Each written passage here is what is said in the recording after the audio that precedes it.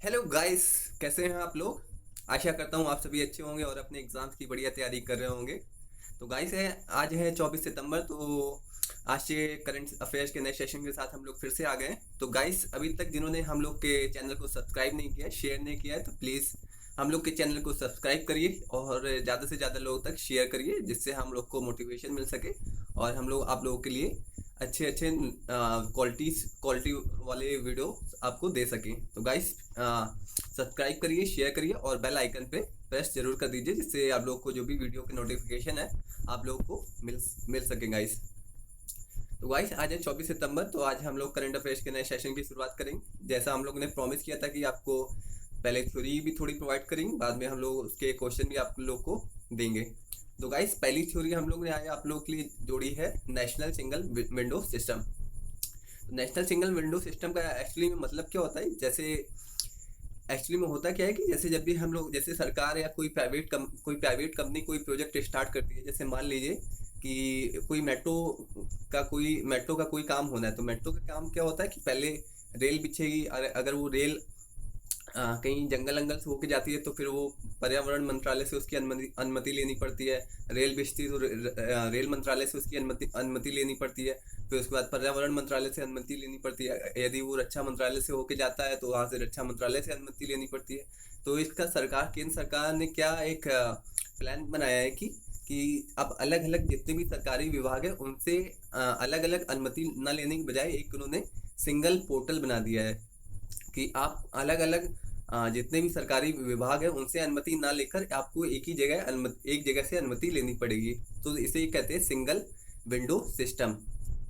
कि यानी आप ऐसे फायदा क्या होगा कि जितने भी जो भी आपके सरकारी जितने मंत्रालय हैं, आपको वहाँ भागदौड़ कम हो जाएगी और आपका जो भी प्रोजेक्ट है उससे समय से स्टार्ट हो जाएगा। आपको ये सरकारी दफ्तरों के चक्कर नहीं काटने पड़ेंगे कि आप अपना जो भी प्रोजेक्ट स्टार्ट करने के लिए कि वो यानी प्रत्येक विभाग के पास आप जा रहे हैं, दौड़ रहे हैं। किसी रक्षा मंत्रालय से अनुमति लेनी है तो रक्षा मंत्रालय के पास जा रहे हैं, फिर पर्यावरण मंत्रालय से अनुमति लेनी है तो फिर उनके पास जा रहे हैं। इससे क्या होता है कि प्रोजेक्ट बहुत डिले हो जाता है।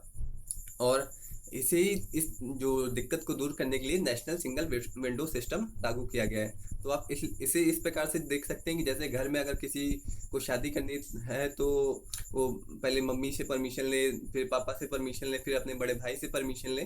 तो इसकी बजाय क्यों ना एक दादा से अनुमति मिल जाए, तो हमें किसी से परमिशन लेनी ही ना पड़े। तो एक बड़ा आदमी बोल दे कि हाँ शादी कर लो, तो हो जाए। इससे क्या होगा कि सबसे पूछना नहीं पड़ेगा कि इससे वो मम्मी हम शादी कर ले, तो पापा हम शादी कर लें। तो इससे क्या होगा, एक दादाजी परमिशन दे दे तो फिर हमें किसी से पूछना ना पड़े।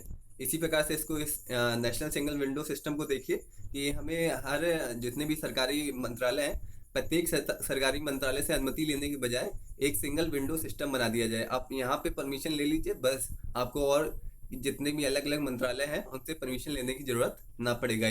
तो अभी नेशनल सिंगल विंडो सिस्टम में कितने विभाग जोड़े गए हैं? 18 विभागों को जोड़ा गया है। यानी अब ये जितने भी 18 विभाग है, यदि आपके प्रोजेक्ट में ये 18 विभाग आते हैं कि जैसे रेल मंत्रालय हो गया, पर्यावरण मंत्रालय हो गया, तो इन जो भी जितने विभागों से अलग अलग अनुमति लेने के बजाय आप एक सिंगल पोर्टल पे जाके अनुमति ले सकते हैं। तो गाइस, ये 18 विभाग अभी इस पोर्टल में जोड़े गए हैं जो नेशनल सिंगल विंडो सिस्टम मंत्री पीयूष गोयल ने लागू किया है। तो ये 18 विभाग जोड़े गए हैं इस पोर्टल में, सिंगल पोर्टल में।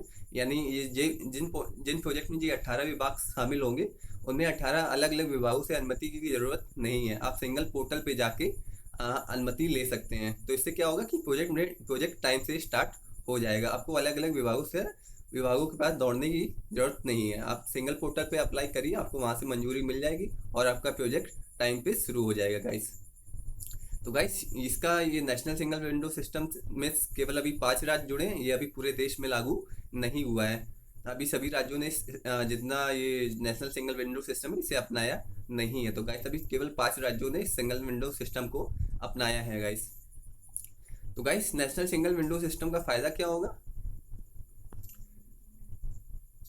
फायदा देख लीजिए क्या होगा, इसके लाभ क्या होंगे। कि जैसे आपको अलग अलग विभागों के पास दौड़ने की आवश्यकता नहीं है, तो आप इससे फायदा क्या होगा, जितनी भी कंपनियां हैं वो भारत में निवेश करना चाहेंगी। क्योंकि जब आपको जब आपको एक ही जगह पे अनुमति मिल जाएगी तो क्या आपका प्रोजेक्ट टाइम से शुरू हो जाएगा। तो आपके यहाँ जितनी भी बाहरी कंपनियां हैं वो भारत में निवेश करना चाहेंगी, क्योंकि उनका प्रोजेक्ट टाइम से शुरू हो जाता है। वर्तमान में क्या है कि इतने चक्कर काट काट के सभी कंपनियां परेशान हो जाती हैं और वो भारत में निवेश करने से बचती हैं। और दूसरा लाभ क्या होगा गाइस, कि जब जब भारत में निवेश आएगा तो उससे फ़ायदा क्या होगा कि भारत में जितने भी जो बड़ी बड़ी कंपनियां आएंगी तो उससे भारत के लोगों को रोजगार मिलेगा गाइस। तो पहला निवेश बढ़ेगा, रोजगार बढ़ेगा, और रोजगार बढ़ेगा तो लोगों की प्रति व्यक्ति आय में वृद्धि होगी गाइस। प्रति व्यक्ति आय में वृद्धि होगी गाइस। तो एक ये होगा, एक फायदा ये भी हो जाएगा, इसको भी आप लोग नोट डाउन कर लीजिएगा कि प्रति व्यक्ति आय में वृद्धि होगी और रोजगार बढ़ेगा, इससे गरीबी भी दूर होगी। और एक फायदा, ये तीसरा फायदा क्या होगा, मेक इन इंडिया की पहल को बढ़ावा मिलेगा।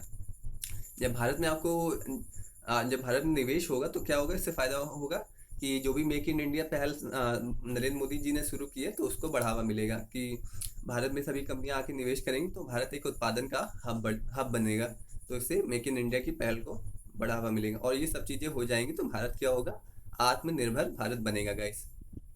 तो गाइस ये बहुत ही अच्छा एक कदम उठाया गया है केंद्र सरकार द्वारा।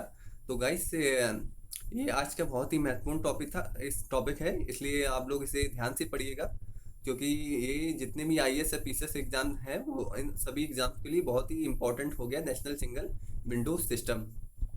तो गाइस इसका बस सिंपल सा ये मतलब है कि जितने भी सरकारी विभाग हैं, आपको कोई भी अपना प्रोजेक्ट स्टार्ट करना तो अलग अलग सरकारी विभागों से अनुमति लेने के बजाय केवल आपको एक पोर्टल पे जाके अप्लाई करना है और वहाँ पे आपको मंजूरी मिल जाएगी गाइस। तो गाइस ये बहुत ही अच्छा कदम है केंद्र सरकार के द्वारा। तो गाइस सेकंड थ्योरी पे आते हैं, ब्लू फ्लैग सर्टिफिकेट। तो ये क्या है ब्लू फ्लैग सर्टिफिकेट? दो नए समुद्री तट को ब्लू फ्लैग सर्टिफिकेट दिया गया है। कौन सा है? कोवलम है जो तमिलनाडु में है और ईडन है जो पौंडीचेरी में है। तो गाइस ब्लू फ्लैग सर्टिफिकेट का मतलब क्या होता है कि जितने भी जो भारत के जो विश्व के स्वच्छ जो भी समुद्री बीच होते हैं, तट होते हैं, उन्हें ब्लू फ्लैग का सर्टिफिकेट दिया जाता है। ब्लू फ्लैग सर्टिफिकेट पाने वाले अभी हाल में दो कोवलम हो गए और ईडन हो गए, इन्हें ब्लू फ्लैग का सर्टिफिकेट दिया गया है। मतलब ये कि ये भारत के बहुत स्वच्छ बीचों में आते हैं और यहाँ पे जो जितनी भी सिक्योरिटी की सुविधाएं हैं बहुत ही अच्छी हैं, इसलिए इन्हें ब्लू फ्लैग सर्टिफिकेट दिया गया है। यहाँ पे सिक्योरिटी अच्छी है, इन्वायरमेंट फ्रेंडली है और जितने भी दिव्यांग लोगों के लिए सुविधाएं बहुत अच्छी हैं और साफ सुथरे तट हैं और यहाँ का पानी भी बहुत साफ है, इसलिए इन्हें ब्लू फ्लैग सर्टिफिकेट दिया गया है गाइस। कौन से दो हो गए? कोवलम हो गया तमिलनाडु में है, ईडन हो गया पौंडीचेरी में है। तो गाइस ये दो बहुत ही इंपॉर्टेंट क्वेश्चन हो जाएंगे आपके एग्जाम्स के लिए, कोवलम और ईडन। तो पहले 8 थे तो अब कुल हो गए 10 हो गए गाइस, इसे आप लोग याद रखिएगा। पहले ब्लू फ्लैग तट की संख्या 8 थी, अब 10 हो गए। तो विश्व के स्वच्छ तटों को ब्लू फ्लैग का सर्टिफिकेट दिया जाता है। देता कौन है, कौन प्रमाणित करता है? Foundation for environmental education. तो गाइस ये हो गया ब्लू फ्लैग सर्टिफिकेट। तो गाइस आते हैं तीसरी थ्योरी पे, SDG प्रोग्रेस अवार्ड। हाल में SDG progress award Sheikh Hasina को दिया गया है। कौन देता है? सतत विकास समाधान नेटवर्क देता है। क्यों दिया गया इन्हें, शेख हसीना को? इन्होंने जो बांग्लादेश में गरीबी दूर की है, जो बांग्लादेश का आर्थिक विकास किया है तथा बांग्लादेश में जो इन्होंने शांति बनाए रखने के लिए कोशिश की है, इसलिए इन्हें SDG प्रोग्रेस अवार्ड दिया गया है गाइस। तो ये भी 3 जो हम लोग थ्योरी लाए हैं गाइस, ये बहुत ही इंपॉर्टेंट थ्योरी है, आप लोग इसे प्लीज़ याद रखिएगा।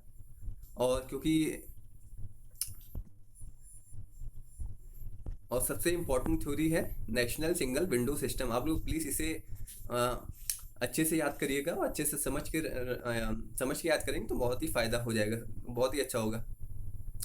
और इसके लाभ भी जरा आप लोग देख लीजिएगा, निवेश, रोजगार, मेक इन इंडिया, आत्मनिर्भर भारत, ये सब इसके लाभ हो जाएंगे। तो गाइस आज की ये थी थ्योरी और हम लोग अब आगे बढ़ते हैं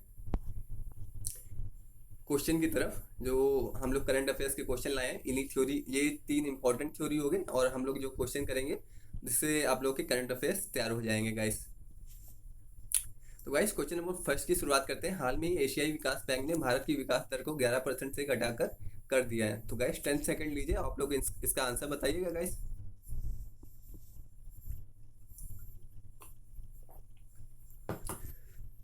तो गाइस क्वेश्चन नंबर फर्स्ट का आंसर हो जाएगा option first will be correct. तो हाल में ही एशिया ADB ने भारत की विकास दर को 11% से घटाकर 10% कर दिया गाइस। तो क्वेश्चन नंबर फर्स्ट का आंसर हो जाएगा ऑप्शन फर्स्ट इज करेक्ट। तो गाइस सेकंड क्वेश्चन पे आते हैं। हाल में किस शहर ने कोरोना टीकाकरण न करवाने वाले व्यक्ति के सार्वजनिक परिवहन के प्रयोग पर प्रतिबंध लगाया है? तो गाइस क्वेश्चन नंबर सेकंड का आंसर हो जाएगा अहमदाबाद। तो अहमदाबाद ने प्रतिबंध लगाया, जो भी जिन्होंने भी टीकाकरण नहीं कराया उनके सार्वजनिक परिवहन के प्रयोग पर प्रतिबंध लगाया है। किसने लगाया? अहमदाबाद। तो गाइस क्वेश्चन नंबर फर्स्ट का आंसर हो जाएगा ऑप्शन फर्स्ट, और क्वेश्चन सेकंड का आंसर हो जाएगा option first is correct guys. Question second का आंसर हो जाएगा अहमदाबाद। तो गाइस क्वेश्चन नंबर थर्ड पे आते हैं। ये नेशनल सिंगल विंडो सिस्टम से रिलेटेड क्वेश्चन है, बहुत ही इंपॉर्टेंट क्वेश्चन है, आप लोग प्लीज इसे याद रखिएगा। हाल में ही केंद्र सरकार ने सिंगल विंडो सिस्टम की शुरुआत की है। बिल्कुल सही स्टेटमेंट है गाइस, पहला स्टेटमेंट इज करेक्ट। तो हाल में ही सेकंड स्टेटमेंट पढ़ते हैं। हाल में ही सिंगल विंडो सिस्टम से 18 विभागों को जोड़ा गया है। ये भी स्टेटमेंट सही हो जाएगा, जैसा हम लोगों ने ऊपर डिस्कस किया है कि 18 विभागों को जोड़ा गया है और केवल इसे 5 राज्यों में अभी लागू किया गया। सिंगल विंडो सिस्टम होता क्या है कि अलग अलग सरकारी मंत्रालयों से अनुमति लेने के बजाय केवल एक मंत्रालय से केवल एक पोर्टल पे जाके आप अनुमति ले लीजिए। यही नेशनल सिंगल विंडो सिस्टम होता है, जिससे क्या होता है आपका प्रोजेक्ट समय पे स्टार्ट हो जाएगा और समय पे खत्म हो जाएगा। इससे फायदा क्या होगा कि भारत में निवेश आएगा। अब जितने भी विदेशी कंपनियां, उनको इधर सारे मंत्रालयों के चक्कर नहीं काटने पड़ेंगे, उन्हें एक ही प्लेटफॉर्म पे जाके मंजूरी मिल जाएगी। इससे फायदा क्या होगा? निवेश बढ़ेगा, रोजगार आएगा, मेक इन इंडिया की पहल को बढ़ावा मिलेगा और भारत आत्मनिर्भर भारत बनेगा गाइस। तो गाइस पहला स्टेटमेंट सही हो जाएगा, सेकंड स्टेटमेंट सही हो जाएगा, थर्ड स्टेटमेंट गलत हो जाएगा, क्योंकि अभी इसे पूरे देश में लागू नहीं किया गया है, केवल 5 राज्यों ने इसे लागू किया है गाइस। तो पहला स्टेटमेंट सही है, सेकंड स्टेटमेंट सही है, थर्ड गलत है। तो answer first will be correct guys. ये बहुत ही इंपॉर्टेंट क्वेश्चन है, जो भी पीसीएस आईएएस देने जा रहे हैं उनके लिए बहुत ही इंपॉर्टेंट क्वेश्चन है। फर्स्ट और second is correct, answer first is correct guys. तो गाइस इसे आप लोग याद कर लीजिएगा। क्वेश्चन थर्ड का आंसर हो जाएगा option first is correct guys.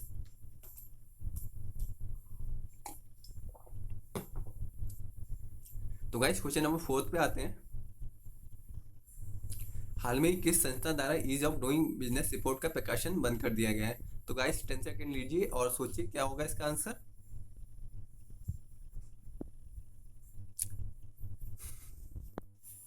तो गाइस क्वेश्चन नंबर फोर्थ पे आते हैं। क्वेश्चन नंबर फोर्थ का आंसर आप लोग सोच लीजिएगा। हाल में ही किस संस्था द्वारा ease of doing business report का प्रकाशन बंद कर दिया गया है? तो गाइस क्वेश्चन नंबर फोर्थ का आंसर होगा ऑप्शन सेकंड इज करेक्ट। हाल में ही वर्ल्ड बैंक ने ease of doing business report का प्रकाशन बंद कर दिया है। पहले ये जारी करते थे ease of doing business report, जिसमें भारत बहुत अच्छा कर रहा था, लेकिन इन्होंने हाल में ही ease of doing business report का प्रकाशन बंद कर दिया है। तो गाइस क्वेश्चन नंबर 5 पे आते हैं। विश्व अंतर्राष्ट्रीय शांति दिवस कब मनाया जाता है? तो गाइस इसका आंसर हो जाएगा, बहुत ही सिंपल क्वेश्चन है, 21 सितंबर को विश्व अंतर्राष्ट्रीय शांति दिवस मनाया जाता है गाइस। हाल में ही किन 2 समुद्री तटों को ब्लू फ्लैग का सर्टिफिकेट मिला है? जैसा हम लोग थ्योरी में डिस्कस भी किया है कि कोवलम और ईडन को समुद्री तटों को, जितने भी 2 समुद्री तटों को ब्लू फ्लैग का दर्जा मिला है। तो इसमें कौन सा आंसर हो जाएगा? कोवलम और ईडन। तो ये भी सही है, ये भी सही है, तो आंसर हो जाएगा option third is correct guys. तो कौन से 2 तट हो जाएंगे? कोवलम, ईडन और, तो कोवलम और ईडन। तो अब टोटल कितने समुद्री तट हो गए जिन्हें ब्लू फ्लैग का दर्जा मिला है? तो गाइस टोटल हो गए 10। अब टोटल हो गए 10 जिन्हें ब्लू फ्लैग का सर्टिफिकेट मिला है गाइस। तो क्वेश्चन, तो टोटल अगर आपसे पूछा जाए तो हो जाएगा इसका आंसर 10।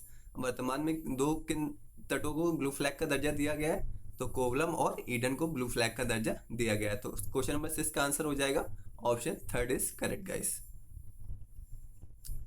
तो गाइस क्वेश्चन नंबर 7 पे आते हैं। विश्व अंतर्राष्ट्रीय शांति दिवस की थीम है। तो गाइस इसका आंसर हो जाएगा, आप लोग जरा सोच लीजिए इसका आंसर क्या होगा क्वेश्चन नंबर 7 का।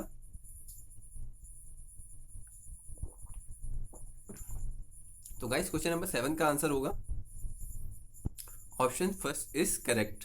विश्व अंतर्राष्ट्रीय शांति दिवस की थीम क्या है? Recovering better for equitable and sustainable world guys. Question number 7 का आंसर क्या हो जाएगा? Option first is correct guys. तो गाइस क्वेश्चन नंबर 8 पे आते हैं। हाल में ही किसे एसडीजी प्रोग्रेस अवार्ड से सम्मानित किया गया है?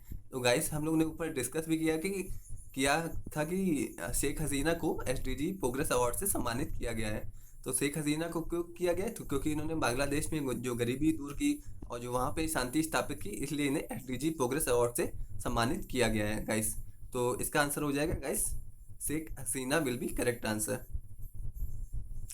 तो बांग्लादेश में जो इन्होंने विकास किया है इसके लिए इन्हें बहुत ही अच्छा पुरस्कार दिया गया है। और जो बांग्लादेश और पाकिस्तान, जो बांग्लादेश था पाकिस्तान से आज़ाद हुआ था, तो आज बांग्लादेश पाकिस्तान से बहुत आगे निकल गया और भारत को भी टक्कर देने की स्थिति में खड़ा हो रहा है। धीरे धीरे वो भारत को भी टक्कर दे सकता है। जिस तरह से वहाँ का आर्थिक विकास हो रहा है बांग्लादेश का, तो भारत को भी वो आने वाले भविष्य में टक्कर देने की स्थिति में होगा। और पाकिस्तान को बांग्लादेश से कुछ सीखना चाहिए कि कैसे वहाँ अपने देश का आर्थिक विकास किया जाता है।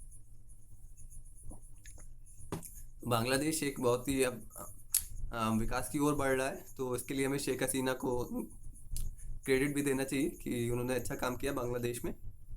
तो गाइस क्वेश्चन नंबर 8 का आंसर हो जाएगा option second is correct, Sheikh Hasina will be correct answer guys. तो गाइस क्वेश्चन नंबर 9 की ओर आते हैं। जो ये क्वेश्चन नंबर 8 तक हम लोग के करंट के क्वेश्चन थे, हम लोग ने आज ये करंट के क्वेश्चन कवर कर लिए। तो ये 3 थ्योरी हो गई। नेशनल सिंगल विंडो सिस्टम आप लोग को पढ़ना है, और ब्लू फ्लैग सर्टिफिकेट आपके लिए इम्पोर्टेंट है। एसडीजी प्रोग्रेस अवार्ड हो गया। शेख हसीना वाला क्वेश्चन जो आप लोगों ने किया था वो इससे रिलेटेड है, एसडीजी प्रोग्रेस अवार्ड। तो ये गाइस आज के थे करंट अफेयर्स के क्वेश्चन नंबर 8 तक। क्वेश्चन नंबर 9 से पॉलिटी के क्वेश्चन स्टार्ट होते हैं गाइस। तो शुरुआत करते हैं क्वेश्चन नंबर 9। किस न्यायाधीश ने एक राष्ट्रपति के रूप में कार्य किया है? हम लोग ने पहले भी डिस्कस किया था कि जस्टिस हिदायतुल्ला ने एक राष्ट्रपति के रूप में कार्य किया है। क्यों कार्य किया था? क्योंकि राष्ट्रपति का पद भी खाली था और उपराष्ट्रपति का पद भी खाली था। तो फिर उसके बाद राष्ट्रपति का पद कौन धारण करता है? मुख्य न्यायाधीश। भारत के मुख्य न्यायाधीश उस समय कौन थे? जस्टिस हिदायतुल्ला। तो गाइस क्वेश्चन नंबर 9 का आंसर हो जाएगा ऑप्शन सेकंड इज करेक्ट।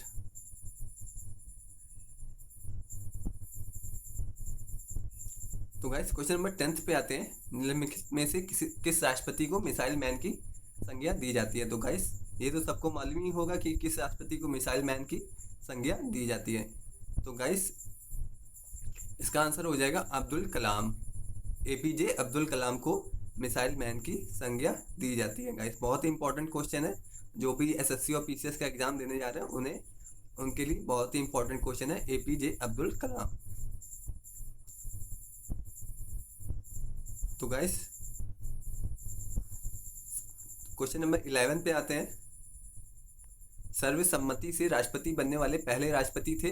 तो इसका आंसर हो जाएगा ऑप्शन फर्स्ट, निर्मल संजीव रेड्डी सर्वसम्मति से राष्ट्रपति बनने वाले पहले राष्ट्रपति थे। यानी इनके अगेंस्ट कोई भी प्रतिनिधि खड़ा नहीं, कोई भी कैंडिडेट खड़ा नहीं किया गया था। तो एक सर्वसम्मति से बनने वाले राष्ट्रपति थे निर्मल संजीव रेड्डी। निम्नलिखित में से कौन सा राष्ट्रपति ट्रेड यूनियन से भी संबंधित रहा है? तो गाइस वीवी गिरी ट्रेड यूनियन से भी संबंधित रहे हैं। तो गाइस इसका आंसर हो जाएगा क्वेश्चन नंबर 12 का second answer will be correct guys. तो ये आज के थे पॉलिटी के इंपॉर्टेंट क्वेश्चन।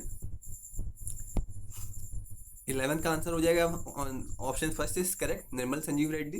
तो गाइस ये थे आज के पॉलिटी प्लस करंट के महत्वपूर्ण क्वेश्चन। आप लोग प्लीज़ थ्योरी पढ़ लीजिएगा, मैंने समझा दिया है। तो प्लीज़ आप लोग इसे ध्यान से पढ़िएगा, और जो भी दिक्कत हो आप लोग जो भी कमेंट में पूछ सकते हैं कि क्या क्या दिक्कत है। आपको अगर कोई डाउट हो तो कमेंट में आप लोग कमेंट कर सकते हैं।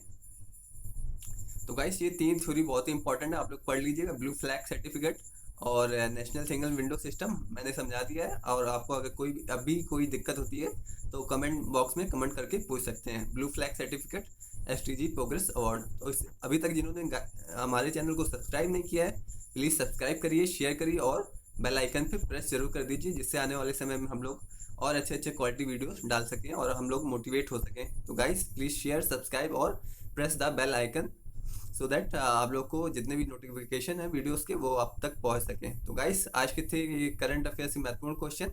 मिलते हैं करंट अफेयर्स के नेक्स्ट सेशन में। Guys thank you so much.